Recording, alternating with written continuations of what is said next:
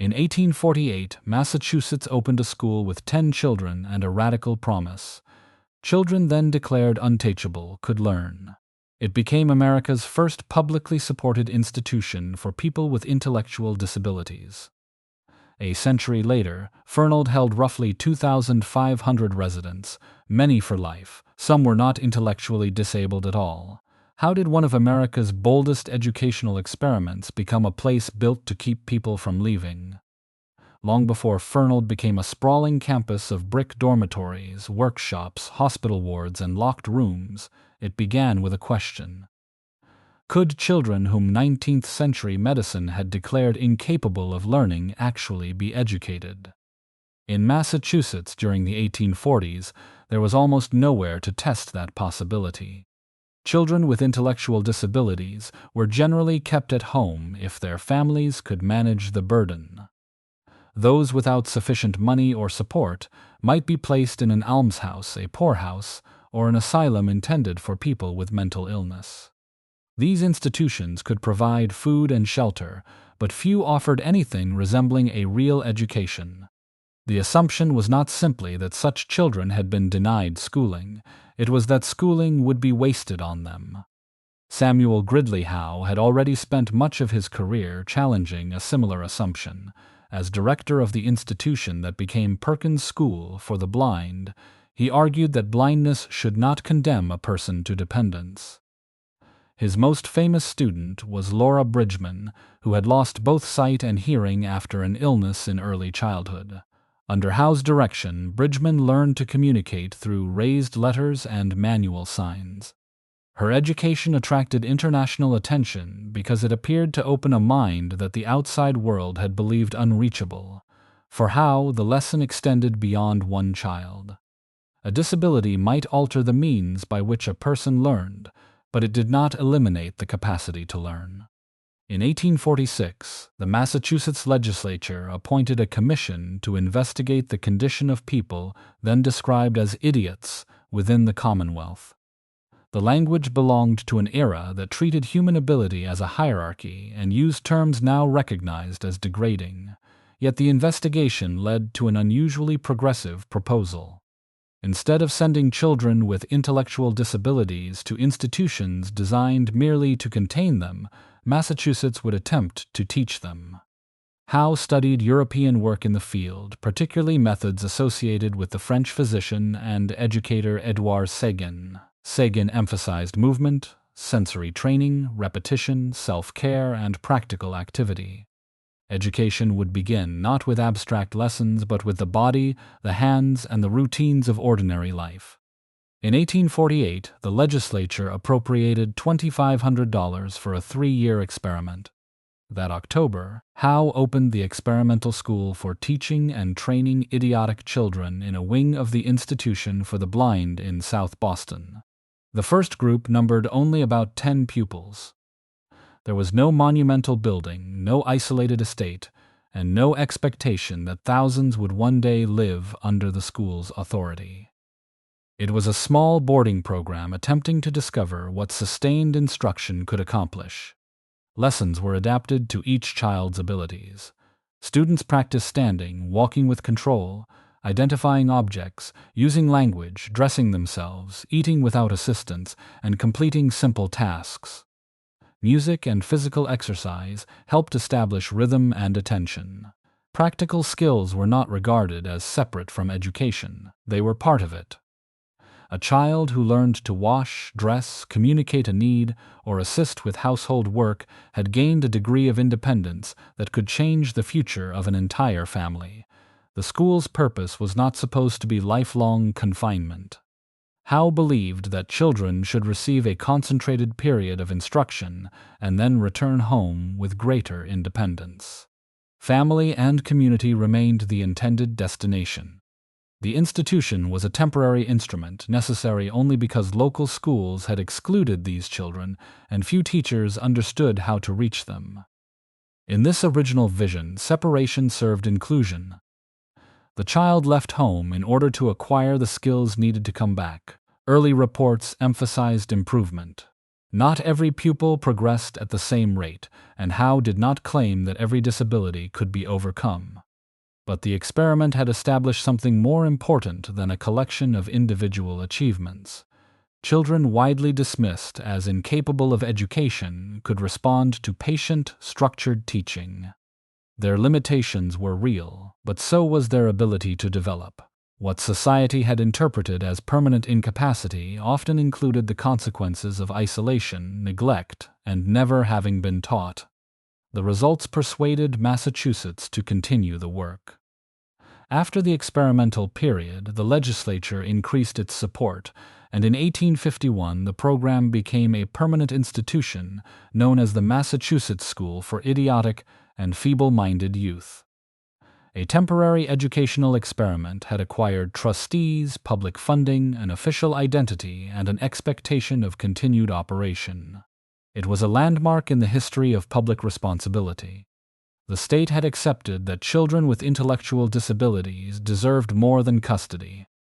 Permanence, however, quietly changed the problem the school was being asked to solve. Families across Massachusetts now knew that such an institution existed, while most towns still offered no comparable instruction.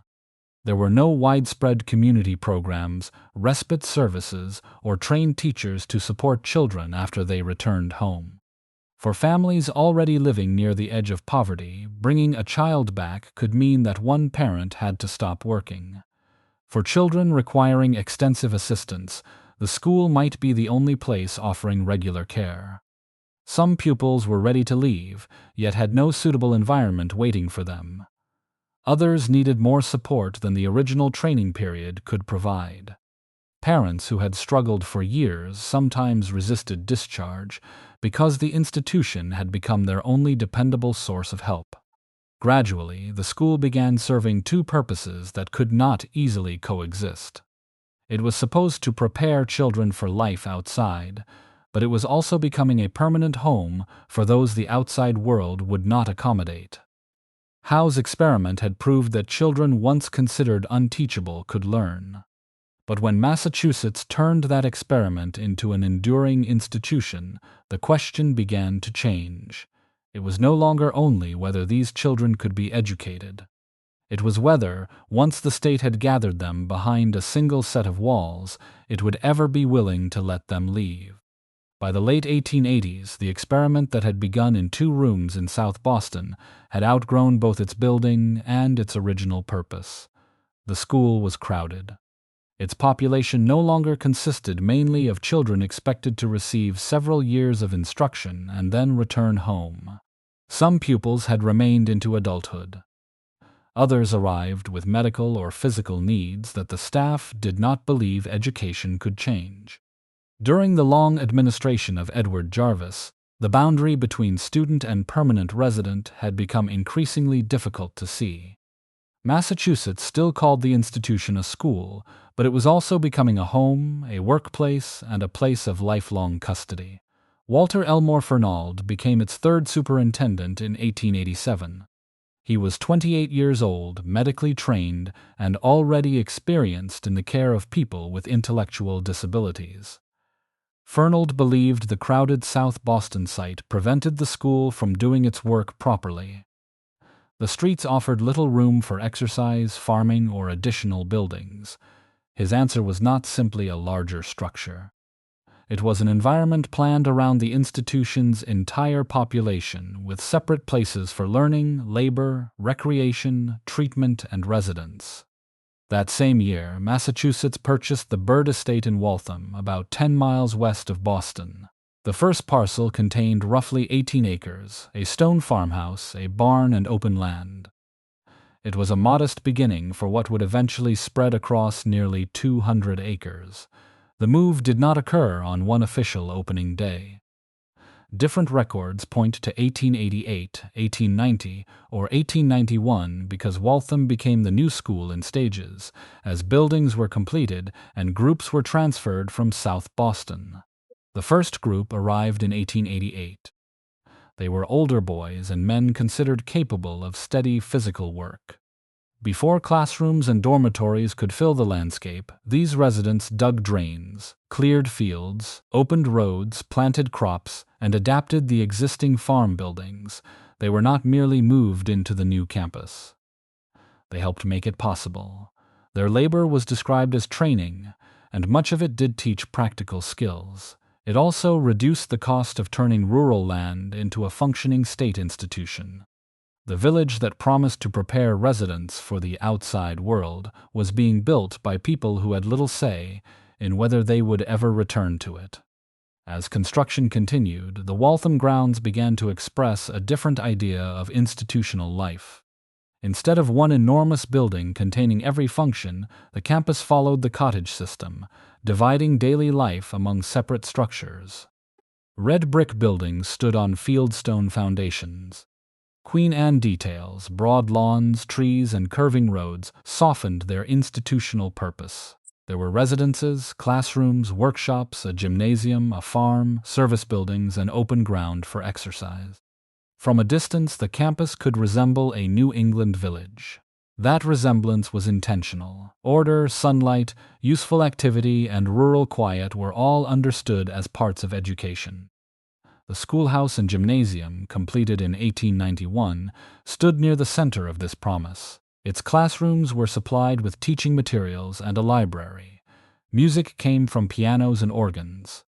Physical instruction included marching, drills, and Swedish-style gymnastics, a structured system of movement then used in schools and hospitals. Children studied reading, spelling, writing, and basic arithmetic. The program was designed to reach students through repetition, movement, sound, and practical experience rather than through books alone. Training also followed the working life of the period. Boys learned woodworking, farming, and brushmaking. Girls were directed towards sewing, dressmaking, food preparation, and other domestic work. These skills were presented as possible routes to employment and greater independence. For some students, the instruction was real and useful, yet the same workshops, fields, kitchens, and laundry rooms also kept the institution running. Education and unpaid labor occupied the same spaces. The difference between them often depended less on the task than on who decided its purpose. The campus carried another distinction in its very layout. The schoolhouse and gymnasium stood about 500 yards from the West Building, separated by a ravine. Residents whom officials considered capable of training were placed nearer the school. Those described in the records as custodial cases were housed apart, with fewer educational expectations. These were medical and administrative categories, formed from the language and assumptions of the 19th century. At Waltham, however, they became more than words in a case file. They became distance, terrain, and architecture. A judgment about a person's potential could determine which side of the grounds became that person's world. This arrangement appeared humane when compared with the crowded almshouses and asylum wards from which many residents came. It provided food, shelter, exercise, instruction, and medical supervision in surroundings designed for those purposes, but the beauty and completeness of the campus carried a quieter danger. A place capable of meeting every need could also make separation appear reasonable. The better the institution became at functioning as a village, the easier it was for Massachusetts to avoid building schools, services, and support in ordinary communities. By the end of the 19th century, physicians, teachers, and public officials were coming to Waltham to study its methods. The school was becoming a model far beyond Massachusetts, and Walter Fernald was emerging as one of the most influential authorities in his field. The campus seemed to prove that thoughtful design could replace neglect with education and order, yet it also offered the state a self-contained answer to people it had not learned to include elsewhere. Waltham had been built to widen the possibilities of education. It had also created a separate world so complete that life beyond its boundaries could begin to seem unnecessary. And in the years ahead, the man who built that world would help redefine who belonged inside it and why. The buildings at Waltham did not change their meaning all at once. The lawns remained open, the classrooms continued to operate, and the workshops still carried the language of training. Yet during the first years of the 20th century, the purpose of the campus began to shift. It had been created partly to shelter disabled children from a society that offered them little education and considerable cruelty. Increasingly, it was described as a place that could shelter society from them. The change reflected anxieties far beyond Waltham. American cities were growing rapidly through industrialization and immigration. Poverty was visible in crowded neighborhoods. Juvenile courts, reformatories, and public welfare agencies were trying to manage problems that older local systems had not been designed to handle. Crime, unemployment, prostitution, and family hardship had complicated economic and social causes. Many reformers, however, wanted an explanation that could be identified in an individual, measured by an expert, and controlled by the state. Eugenics appeared to provide that explanation. Its supporters claimed that human ability, morality, poverty, and criminal behavior were largely inherited. They treated social rank as evidence of biological worth and described public policy as a way to improve the population. Learning difficulties, unconventional sexual behavior, homelessness, dependency, and delinquency could all be placed beneath the same hereditary label. Once these conditions were treated as signs of defective blood rather than responses to poverty, abuse, limited schooling, or disability, segregation could be presented as prevention. Walter Fernald became one of the most influential voices in this transformation. Earlier, he had argued that a specialized environment could protect children while preparing them for greater independence. By the early 1900s, he was writing about people he called defective delinquents, a historical term that joined intellectual disability with an assumed tendency toward crime. He came to believe that some residents posed a permanent social danger, particularly through sexuality and reproduction. For this group, education was no longer expected to lead outward. The proposed answer was long-term, sometimes lifelong, separation. Fernald's authority gave these ideas reach. He supported the work of psychologist Henry Goddard, who introduced the Binet intelligence test to the United States, and promoted the category he called moron. The word had a technical meaning within the period's classification system, before it became a common insult. Goddard used test scores to claim scientific precision for judgments that often mixed intelligence with poverty, language, culture, school attendance, and behavior. Fernald's theories about delinquency helped prepare the ground for that work, while Goddard's numbers appeared to confirm the danger Fernald had described. At Waltham, classification was not an abstract debate. It could determine where a resident slept, whether a child entered a classroom, what kind of work a person performed, and how closely every movement was supervised. It influenced who could visit town, who might be placed with a family, and whose request for release would be considered. A person admitted because a family needed temporary help could acquire a label suggesting permanent incapacity. Once that label entered an institutional record, the campus itself supplied the means to enforce it. The school's buildings therefore took on a second purpose. The cottages, farm, workshops, and service structures made it possible to hold a large population apart while remaining partly self-sufficient. Residents produced food, repaired property, cleaned wards, and performed domestic labor. Their work was cited as proof that training succeeded, but it could also make their continued confinement useful to the institution. The more completely Waltham organized life within its boundaries, the more difficult it became to distinguish protection from control. Fernald's position was nevertheless more conflicted than a simple account of eugenics allows. He supported segregation and helped spread ideas that damaged generations of disabled people. At the same time, he strongly opposed compulsory sterilization. He regarded the procedure as medically dangerous, morally destructive, and falsely offered as a cure for complex human problems. In 1915, his testimony helped challenge New York's sterilization law. His political resistance also helped prevent Massachusetts from adopting the kind of eugenic sterilization program established in many other states.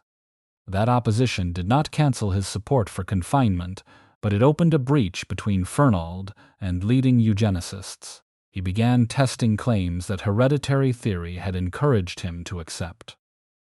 Using money obtained from Charles Davenport's eugenics organization without revealing his full purpose, Fernald traced hundreds of people who had left or escaped Waltham. The results contradicted the warnings. Many were supporting themselves, forming relationships, and living without the pattern of crime or dependency that experts had predicted. Fernald delayed making those findings public. Historians differ over the precise moment when caution became rejection, and his older language did not disappear at once. By the late 1910s, however, he was increasingly skeptical of sweeping hereditary claims and of the authority attached to intelligence scores. He argued that many people had been institutionalized unnecessarily. He returned to the logic of outpatient clinics, local education, and smaller facilities, asking communities to support disabled people rather than sending them automatically to distant campuses. In 1924, Fernald called for a radical decentralization of the institutional system he had helped build. The proposal did not erase the lives already shaped by his earlier arguments, but it demonstrated that those arguments had been challenged by evidence within his own lifetime. He died later that year before he could carry the plan through. In 1925, Massachusetts placed his name on the school. A person could revise his conclusions. A state institution could not turn so quickly. Waltham now possessed public funding, legal authority, a trained workforce, and dozens of buildings created for separation. The name of Walter E. Fernald remained above the system, while his final doubts carried far less weight than the walls built during his years of influence. The man had begun to retreat from segregation. The institution bearing his name was only beginning to discover how far segregation could expand. In 1925, 1 year after Walter Fernald's death, Massachusetts gave his name to the institution he had directed for nearly 4 decades. The Massachusetts School for the Feeble-Minded became the Walter E. Fernald State School. The new name honored the physician. It also placed his life at the center of an institution that had begun under Samuel Gridley Howe and survived the long administration of Edward Jarvis. Fernald was now more than the name of a man. It was the name of a system. During the 1920s and 1930s, that system grew into something resembling a small municipality. Nearly 200 acres held dormitories, classrooms, hospital wards, offices, barns, workshops, kitchens, a laundry, a power plant, and buildings for recreation and worship. Roads connected sections intended for different groups of residents. Steam, food, clothing, repairs, and waste moved through their own networks. The campus no longer merely housed a school. It contained most of the services required to sustain a large population without depending on the surrounding city. Depression-era construction gave this institutional village a new public face. Howe Hall was built in 1933 for movies, dances, plays, and religious services. Nearby, a new administration building was begun during the same period with assistance from the Public Works Administration and completed in 1936. Together with the central kitchen and laundry, these buildings formed a broad avenue leading inward from Trapello Road. Their colonial revival design recalled courthouses and town halls. Red brick, white trim, a formal portico, and a clock cupola presented Fernald as stable, disciplined, and permanent. The view from that boulevard concealed how much of the campus depended on the people committed to it. On the western grounds, older boys planted and harvested vegetables, cared for workhorses, tended dairy cattle, and helped raise pigs and poultry. Other residents moved the products through barns, a milking house, storage buildings, and a slaughterhouse. Girls and women dried, canned, prepared, and served food. Across the campus, residents worked in kitchens, sewing rooms, workshops, laundry facilities, and maintenance crews. Their hands connected the farm to the dining rooms and the boiler house to the wards. Officials described this work as vocational training, occupational therapy, or habit formation. Those descriptions were not always false. Learning to sew, repair furniture, grow food, prepare meals, or care for animals could provide knowledge that had value beyond the institution. Regular work offered some residence structure, companionship, and the satisfaction of completing a useful task. Fernald provided instruction and responsibilities that outside employers routinely denied disabled people. But useful work and exploitation could occupy the same room. The farm produced more than the school consumed, and surplus goods were sold, reducing operating costs by tens of thousands of dollars in some years. Resident labor also replaced work for which the state would otherwise have needed to hire employees. Much of it was unpaid, and the people performing it had limited power to refuse an assignment, change jobs, negotiate hours, or leave the campus. When work continued for years without wages or displaced classroom instruction, the language of training became increasingly difficult to defend. This created a conflict at the center of Fernald's economy. The institution claimed that vocational programs prepared capable residents for community life, yet those same capable residents were often its most productive workers. A boy who could manage livestock, repair a building, or work in the laundry demonstrated abilities that might support release. His departure would also remove an experienced worker from a system operating under constant pressure to control costs. Fernald could praise independence as an educational goal while benefiting from delay. The admission system supplied new residents to this economy. The official categories still referred to intellectual disability, using language now recognized as degrading. In practice, however, the path to such a diagnosis had widened. Children with little formal education could perform poorly on intelligence tests designed around school experience. Poverty, neglect, abuse, unstable foster placements, truancy, or behavior adults found difficult to manage could influence how a child was evaluated.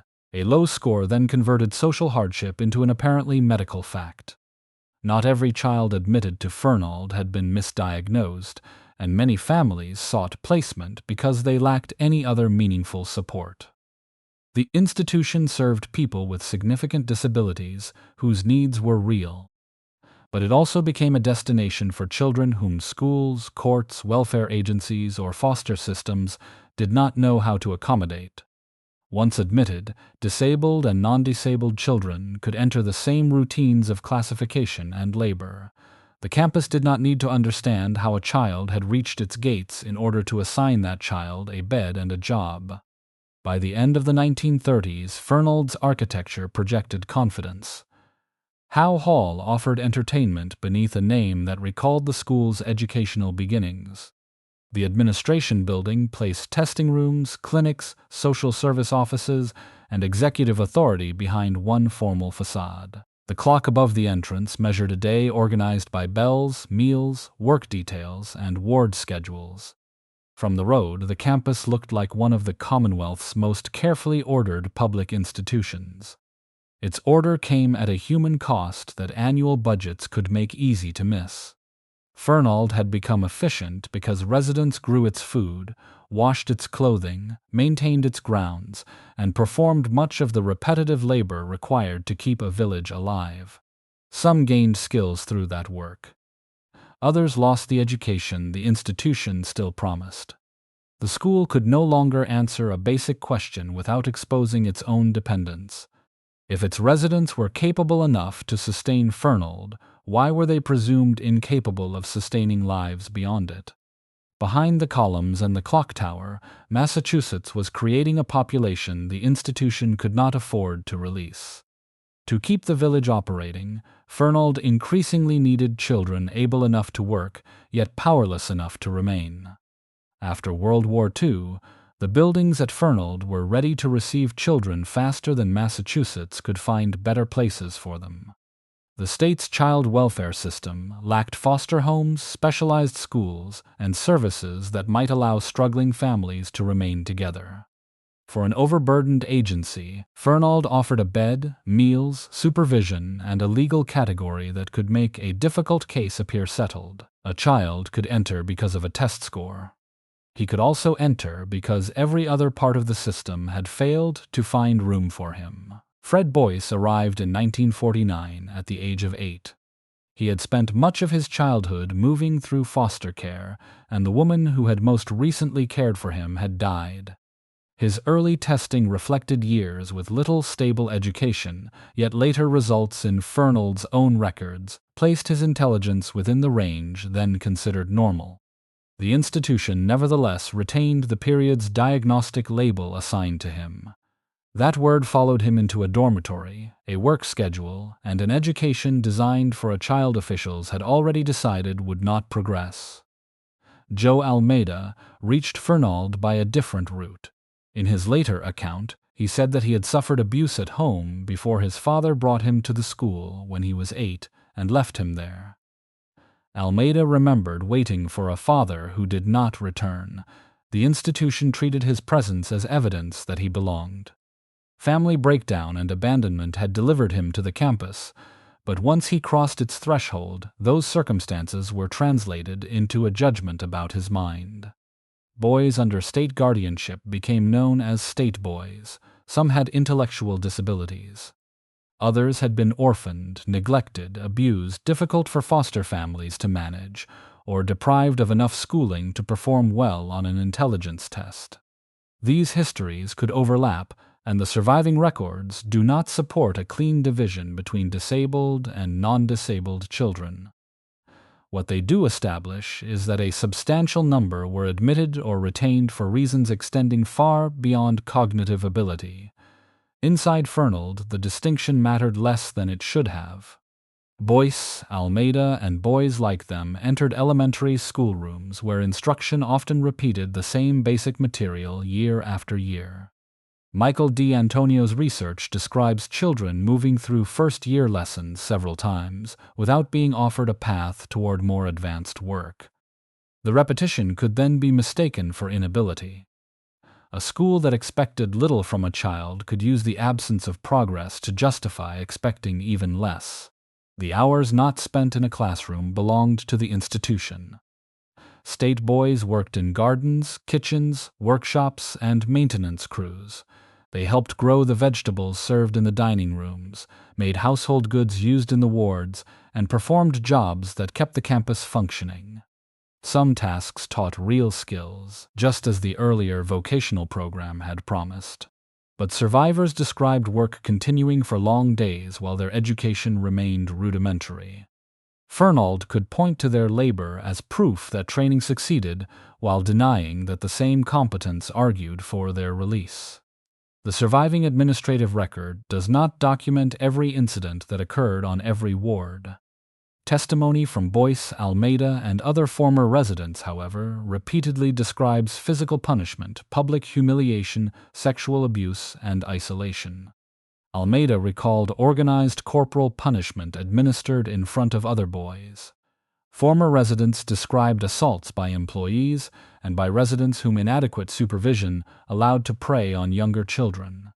Their accounts do not make every worker abusive. They do show how closed wards, weak oversight, and children without trusted adults created conditions in which abuse could continue. Ward 22 represented the far end of that authority. Survivors described it as Fernald's detention unit, a place of barred windows and solitary rooms used to punish boys who broke rules or attempted to escape. Boyce later recalled being confined there with little more than a mattress on the floor. He and other former residents also described being stripped as part of the punishment.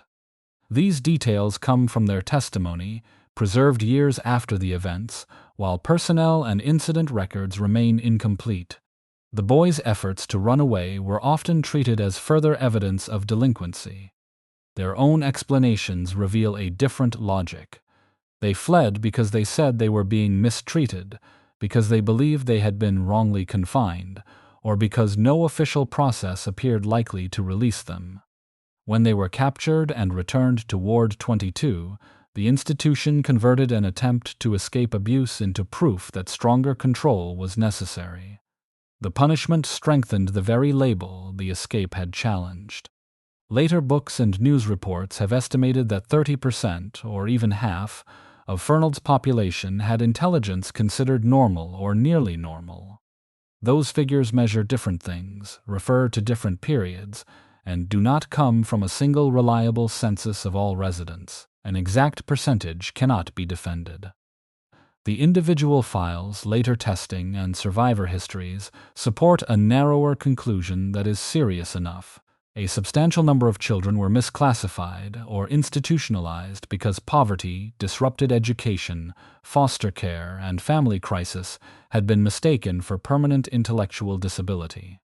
Boyce remained at Fernald for 11 years. When he was released in 1960, at 19, he entered adult life without the education or ordinary childhood that the state had taken responsibility for providing. He later built a life through work, travel, reading, and determination, but he believed Fernald had cost him years that could not be restored. For a long time, he understood the injustice mainly in those terms. The school had confined him, worked him, and failed to educate him. Decades later, Boyce learned that Fernald had taken something else without meaningful explanation.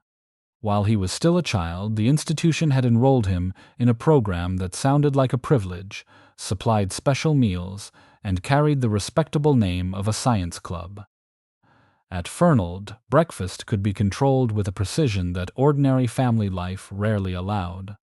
The institution decided when the boys entered the dining room, what appeared in each bowl, how much milk they received, and when blood could be drawn afterward. For nutrition researchers, the campus offered more than a group of possible subjects. It offered a population gathered in one place, living on scheduled meals, under an authority able to regulate nearly every part of the day. Researchers from the Massachusetts Institute of Technology, working with senior Fernald officials, used that environment for studies that offered the participants no expected medical benefit. The first, conducted in 1946, exposed 17 boys to radioactive iron. Between 1950 and 1953, a second series of 17 related experiments involved 57 boys and radioactive calcium. The National Institutes of Health, the Atomic Energy Commission, and the Quaker Oats Company were among the organizations that supported the research. The isotopes were used as tracers. A tracer is a detectable form of an element that allows researchers to follow how it moves through the body. By measuring radioactivity in blood or other samples, the scientists could study how children absorbed iron and calcium from food. They also examined whether compounds naturally present in cereal affected that absorption. These were questions about human nutrition and the performance of foods such as oatmeal and farina. They were not treatments for an illness the boys had. To recruit participants, Fernald created what it called the Science Club. Membership came with privileges that were unusual within the institution. The boys could receive extra milk, special breakfasts, outside dinners, parties, trips to the beach, and tickets to a Boston Red Sox game. None of these rewards would have seemed extraordinary in a secure childhood. At Fernald, where movement, food, and adult attention were tightly restricted, they carried far greater value. That difference matters when the word volunteer appears in the records. A child living at home could refuse an outing or a glass of milk without risking his place in the family. A boy at Fernald knew that small pleasures depended on decisions made by adults who also controlled his work, discipline, and release. Fred Boyce later said the boys joined because they had so little and wanted attention. The Science Club did not need to use physical force. It recruited inside a system where ordinary kindness had become a scarce resource. There is also evidence that refusal was not always treated as final. In correspondence later reviewed by federal investigators, an MIT researcher noted that 3 boys who objected to joining might be persuaded by emphasizing the Science Club and its privileges. The sentence revealed how easily a child's resistance could be treated as another obstacle for the institution to manage. The campus offered scientific control because it had already reduced the boys' control over themselves. Parents and guardians received incomplete information. A 1949 letter described a special diet containing cereals, iron, and vitamins, along with blood tests at scheduled intervals. It suggested that the children might experience physical improvement. It did not disclose radioactive material, A later letter in 1953 described a calcium test meal, blood samples, and the rewards offered to club members. It asked families to object if they did not want a child included, but again made no mention of radioisotopes or any radiation risk. Investigators later concluded that this presentation was misleading. The studies had been designed to expand scientific knowledge, not to improve the health of the boys who participated. Even if researchers believed the doses were too small to require discussion, families were denied the information needed to decide whether a child should enter non-therapeutic research. The institution also faced a conflict of authority. Fernald officials helped arrange the studies while controlling the lives of children whose independent interests they were supposed to protect. The phrase radioactive oatmeal has become the usual summary, but it compresses several studies into one image. The research involved oatmeal, farina, milk, and other test meals, using radioactive iron or calcium in different procedures. Radioactive iodine was used in separate thyroid studies involving other groups at Fernald and Wrentham. It should not be folded into the Science Club nutrition experiments as though every substance and every child belonged to the same trial. Later review also found no basis for claiming that the Science Club studies caused cancer or early death. The Massachusetts Task Force concluded that the tracer amounts were small and produced no significant health effects that could be identified. The Federal Advisory Committee similarly judged it extremely unlikely that the children had been physically harmed by the radiation used in these experiments. Those findings limit what the evidence allows historians to say. They do not settle the moral question. The central violation was not a disease that could be measured decades later. It was the use of heavily disadvantaged children for research that did not offer them medical benefit, under disclosures that omitted the very fact most families would have needed to evaluate. Low physical risk did not make the selection fair. A study can avoid causing a detectable injury and still take advantage of people whose dependence makes agreement easy to obtain. The findings moved outward from Fernald into scientific journals. Numbers from blood samples became tables.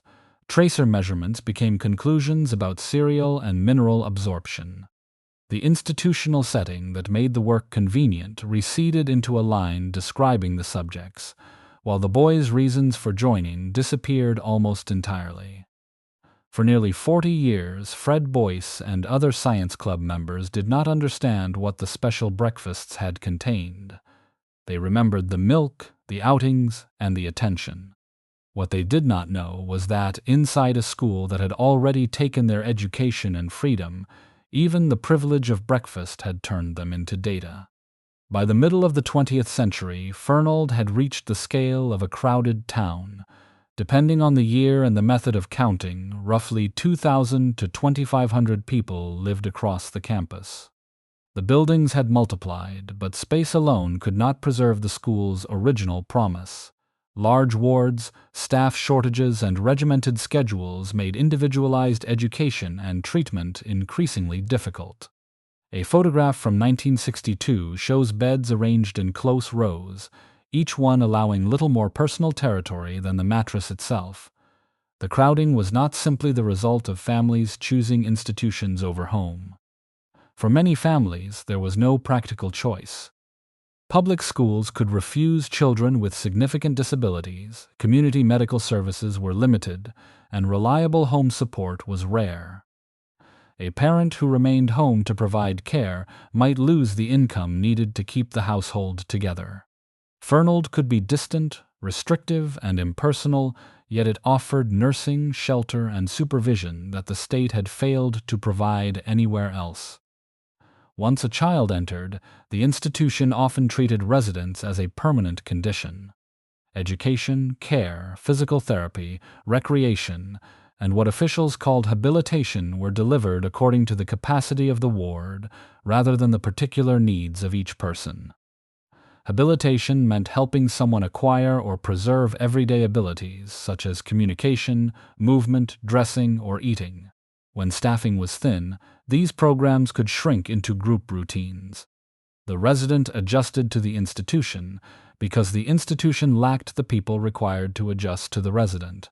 Beyond the northern edge of Fernald, the same system continued after death. In 1947, Massachusetts opened a burial ground shared by Fernald and nearby Metropolitan State Hospital. It became known as Metfern Cemetery. Many graves carried no name, only a letter for a presumed religion and a number marking burial order. The cemetery reproduced the administrative habits of the ward: classify the person, record the number, and move to the next space. That practice did not end through a sudden change in official policy.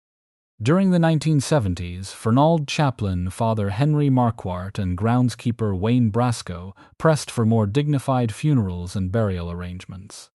Marquardt organized a death and dying committee that brought staff, residents, and families into decisions once handled quietly by the institution. Their work helped residents gain burial in Waltham's public cemetery rather than in numbered graves on marshy ground. Reform began when people inside the system refused to accept anonymity as efficient care. A larger challenge began in federal court. In February 1972, a class action was filed on behalf of residents at Belchertown State School, alleging that conditions violated their constitutional and statutory rights. Similar cases followed for Monson, Wrentham, Dever, and Fernald. The complaint representing Fernald residents was filed in 1974. Though each institution had its own case and decree, the litigation came to be managed together before United States District Judge Joseph Tauro. The court did not rely only on written reports. Judge Tauro visited the institutions, accompanied by state and federal officials and members of the Massachusetts legislature. These inspections moved the cases beyond competing descriptions in legal briefs. Officials saw the wards, the staffing levels, and the physical conditions directly. The conclusion recorded in the later court opinion was that a constitutional level of care had not been attained and that conditions were intolerable. Massachusetts did not attempt to defend what its own officials considered indefensible. The governor, attorney general, legislators, plaintiffs, and state agencies entered negotiations over remedies. The evidence was strong enough that the dispute moved from whether reform was necessary to what reform would require. On July 25, 1977, officials signed 5 interim consent decrees covering the state schools. A consent decree is an agreement accepted and enforced by a court.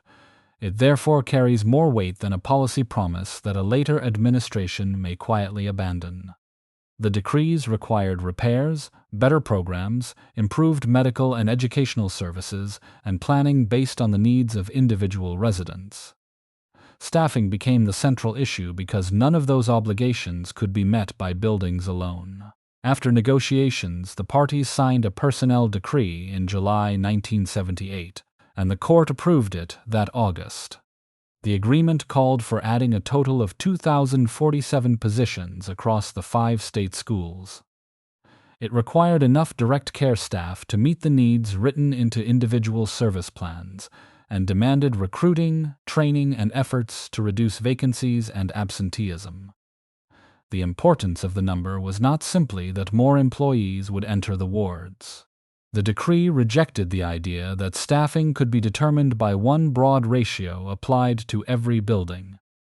A person who needed help eating, communicating, walking, learning, or controlling seizures required different support from someone preparing for community employment. Staff levels were supposed to follow those needs. For the first time, a budget calculation had to answer to an individual plan. Court supervision did not repair Fernald overnight. Hiring thousands of people across 5 institutions took time, and new staff could not immediately reverse habits formed over decades. Compliance produced further disputes over money, staffing cuts, services, and community placement. Yet the legal relationship had changed permanently. Residents were no longer merely recipients of whatever care the superintendent and legislature chose to provide. They were members of a class whose rights could be asserted before a federal judge. Fernald's walls had once allowed the state to describe life inside as a matter of professional administration. Ricci made each ward part of a public obligation. A broken bathroom, an empty position, a missing therapy session, or a service plan ignored on a shelf could become evidence of non-compliance. The court had entered the institution, and its authority reached farther than an inspection tour. From that point forward, every room, every staff vacancy, and every residence plan could become something Massachusetts was legally required to answer for. By the early 1990s, Fernald was no longer the institution the federal court had entered in the 1970s. Consent decrees had brought additional employees, renovations, medical services, therapy, and individual service plans. These plans were supposed to begin with the needs of one resident rather than the convenience of an entire ward. At the same time, the campus population was falling as Massachusetts developed group homes, day programs, and other community services. Reform was improving life inside Fernald while gradually making a place like Fernald less central to the system. In 1993, after roughly 2 decades of litigation and oversight, the federal court issued its disengagement order. Regular supervision ended, but the order preserved important protections. Before a resident could be transferred, the superintendent had to certify that the new setting would provide services equal to or better than those available at the current location. Every service recommended in the residence plan had to be available. The order also preserved principles of dignity, choice, and placement in the least restrictive, most normal appropriate setting. Just as the court stepped back from Fernald's present, the Science Club brought its past into public view. Records of the nutrition experiments became news during the 1990s. The Massachusetts Task Force concluded that the radioactive tracer doses had not produced significant identifiable health effects. It also found that the research violated the participants' basic rights because the studies offered no direct medical benefit and families had not received the information required for meaningful consent. Former Science Club members pursued a class action lawsuit. In 1998, a federal court approved a settlement creating a fund of $1.85 million, financed primarily by MIT and to a lesser extent by the Quaker Oats Company. MIT denied wrongdoing and maintained that its researchers had followed the standards of their time. It nevertheless expressed regret over the apparent absence of informed consent. The settlement could assign money to a legal claim. It could not return the decades during which the participants had been denied knowledge of what had happened. By then, the argument over Fernald had changed. The question was no longer whether the old institution required reform. It was whether a large institution should continue to exist after reform had made it safer and more responsive. In 2003, Massachusetts announced its intention to close the center and move its remaining residents to other state facilities or community settings selected through their individual planning process. Many disability rights advocates supported closure. They argued that no improvement in staffing could change the basic segregation created when disabled people lived apart from ordinary neighborhoods, schools, shops, and civic life. Community residence was not merely a less expensive form of care. It represented the right to live among other citizens, exercise greater control over daily routines, and receive support without surrendering membership in society. Some families and guardians saw a different danger.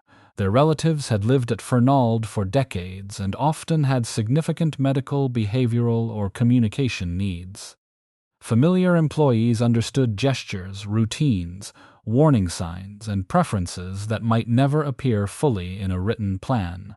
A move could separate a resident from trusted caregivers and surroundings that had become home. These families did not necessarily defend Fernald's earlier abuses. They feared that closing a reformed facility in the name of choice could disregard the choice to remain. The dispute returned to Judge Joseph Tauro. In February 2006, he temporarily stopped further transfers, while a court-appointed monitor examined whether Massachusetts was following the 1993 order. The review found that completed transfers had met the requirement for equal or better services. It also warned that continuity, simplicity, and consistent caregivers could be essential for some of the people still at Fernald. In August 2007, Tauro allowed transfers to resume but ruled that Fernald must remain among the options residents and guardians could rank when expressing their preferences. He held that announcing closure for the entire campus could interfere with a genuinely individualized process. His order did not declare that Fernald could never close. It required the state to consider each person's needs and wishes before allowing a statewide policy to decide the outcome. The United States Court of Appeals for the First Circuit reversed that decision in 2008. The appellate court held that the disengagement order guaranteed an individualized planning process and equal or better services, not the continued existence of any particular building or campus. If Massachusetts met those requirements, federal law did not compel it to keep Fernald open because a resident or guardian preferred that location. Individual objections could still proceed through state hearings and judicial review. Neither ruling reduced the problem to care on one side and cruelty on the other. Community programs could offer freedom, privacy, and participation impossible in a large campus.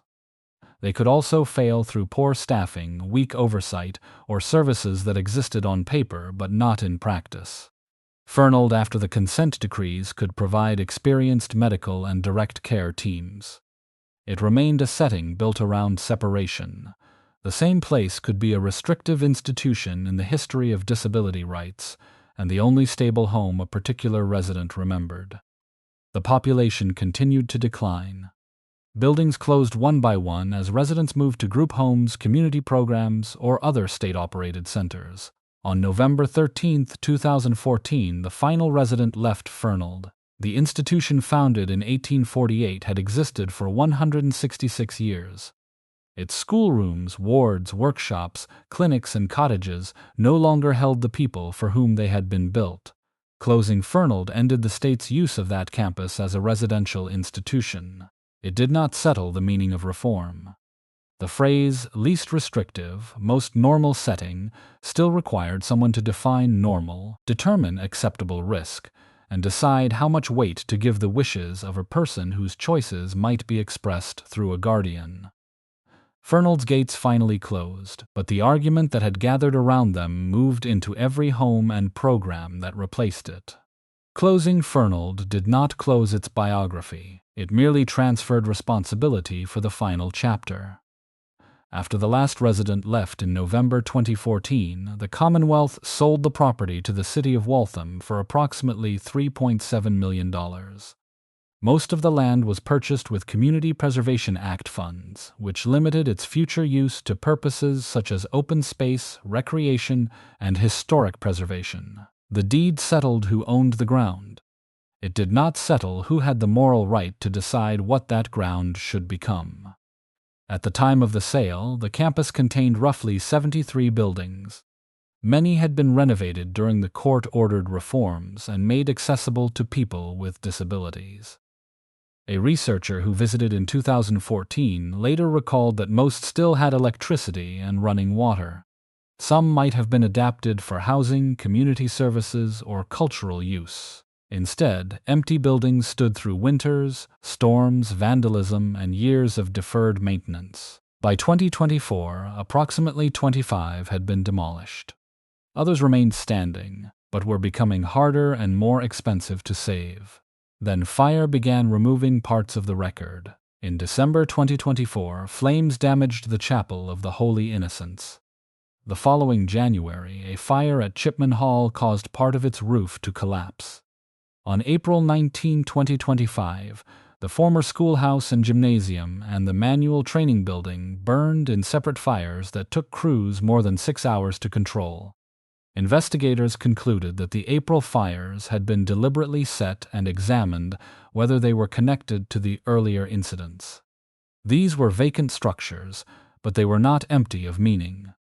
Each damaged building carried evidence of how Fernald divided education, labor, worship, recreation, and confinement across its landscape. Waltham was also creating something new. In May 2025, the city opened the first major recreation area near Trapelo Road.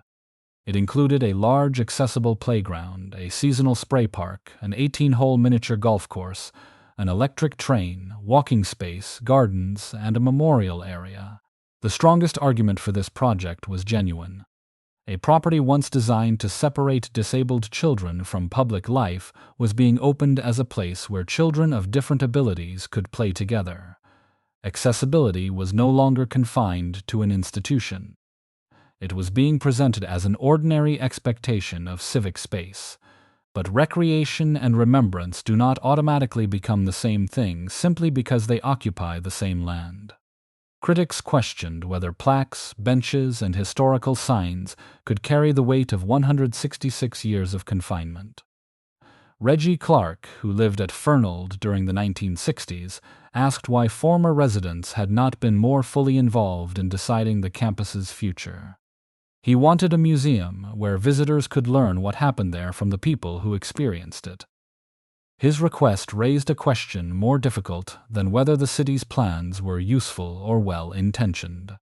Who should speak for a place after those once denied a voice have finally gained one? That question became more urgent when the campus surrendered another kind of evidence. Reporting in 2024 revealed photographs of confidential patient records scattered through abandoned buildings. Pages containing names and medical histories had been left where trespassers could find them. The Department of Health and Human Services Office for Civil Rights opened an investigation, and Massachusetts officials removed materials from accessible buildings. Yet at the same time, some families were still unable to obtain the official records of relatives who had lived or died at Fernald. The contradiction was difficult to avoid. Strangers entering unlawfully could see documents that families seeking answers through legal channels had been prevented from reading. In May 2025, the Massachusetts Special Commission on State Institutions issued recommendations that extended far beyond Fernald. It called for better access to institutional records, protection of burial grounds, a statewide framework for remembrance, and a formal apology for the treatment of people confined in state institutions. In December, Massachusetts enacted a law making institutional records more than 75 years old public and broadening access for relatives and researchers. The state also repealed the old Chapter 113 provision that had allowed medical schools to receive unclaimed bodies from state institutions. These changes could not restore a childhood, identify every grave, or reconstruct every destroyed file. They did change the legal assumption that secrecy should outlive the people it once controlled.